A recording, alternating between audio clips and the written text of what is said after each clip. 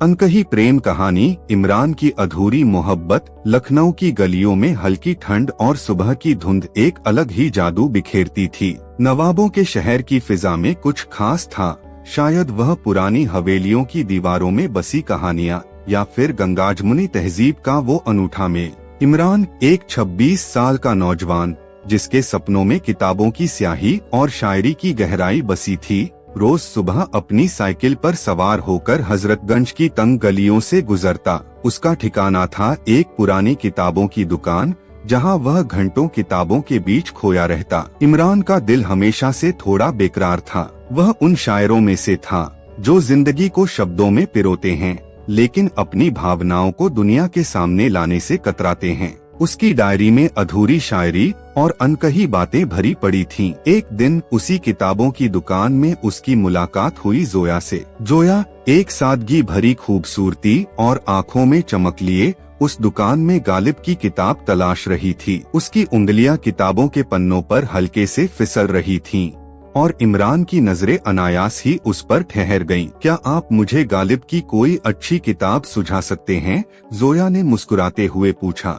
इमरान, जो आमतौर पर शांत रहता था, एक पल को हड़बड़ा गया। फिर उसने हल्के से मुस्कुराते हुए कहा, गालिब की हर बात दिल को छूती है, लेकिन अगर आपको उनकी गहराई समझनी है तो दीवाने गालिब से शुरुआत करें। जोया ने किताब ली और इमरान को धन्यवाद दिया। उसकी मुस्कान में कुछ ऐसा था कि इमरान का दिल धड़कने लगा। यह पहली मुलाकात थी, लेकिन इमरान को लग रहा था जैसे वह जोया को बरसों से जानता हो। दिन बीतते गए और जोया हर हफ्ते उस किताबों की दुकान पर आने लगी। कभी फैज की शायरी, कभी मीर की गजलें और कभी कोई पुरानी किताब। वह हर बार कुछ न कुछ नया तलाशती। इमरान और जोया के बीच बातचीत बढ़ने लगी। दोनों की पसंद एक दूसरे से मिलती थी, शायरी, किताबें और लखनऊ की पुरानी गलियों का आलम। एक दिन बारिश के बीच जोया दुकान पर आई। उसकी साड़ी का पल्लू भीगा हुआ था और बालों से पानी की बूंदें टपक रही थीं। इमरान ने उसे अपनी जैकेट दी और चाय का ऑर्डर दे दिया। आपको बारिश में भी किताबों की तलाश रहती है?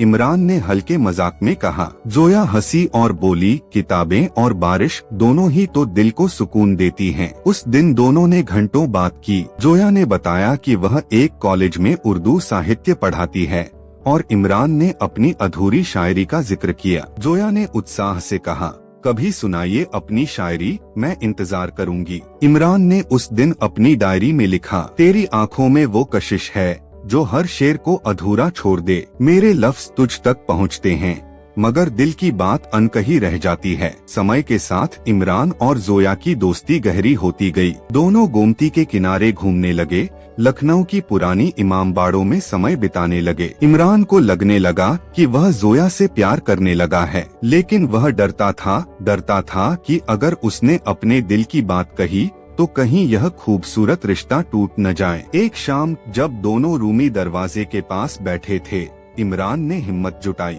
उसने अपनी डायरी से एक शेर पढ़ा, इश्क की राहों में कांटे बिछे हैं, दिल की बात कहूँ तो डर ये सताए कि तू दूर न जाए। जोया ने उसकी ओर देखा और उसकी आंखों में एक गहरी चमक थी। उसने धीरे से कहा, इमरान, कुछ बातें बिना कहे भी समझ आती हैं। इमरान का दिल जोरों से धड़का। उसने हिम्मत करके कहा, जोया, मैं तुमसे बहुत प्यार करता हूँ। जोया ने एक पल चुप्पी साधी, फिर मुस्कुराई। इमरान, तुम्हारा दिल बहुत खूबसूरत है, लेकिन मेरी जिंदगी में पहले से कोई है। इमरान का दिल जैसे एक पल को थम गया। उसने हल्के से सिर हिलाया और कहा, कोई बात नहीं जोया, तुम्हारी खुशी ही मेरी खुशी है। उस दिन के बाद इमरान और जोया की मुलाकातें कम हो गईं। जोया की सगाई हो चुकी थी और वह जल्द ही शादी करने वाली थी। इमरान ने अपने दिल को समझाया, लेकिन उसकी शायरी में अब एक गहरी उदासी झलकने लगी। वह हर रात अपनी डायरी में लिखता, तुझसे मिलना था नसीब में, पर तुझ तक पहुंचना नहीं। मोहब्बत मेरी अनकही रही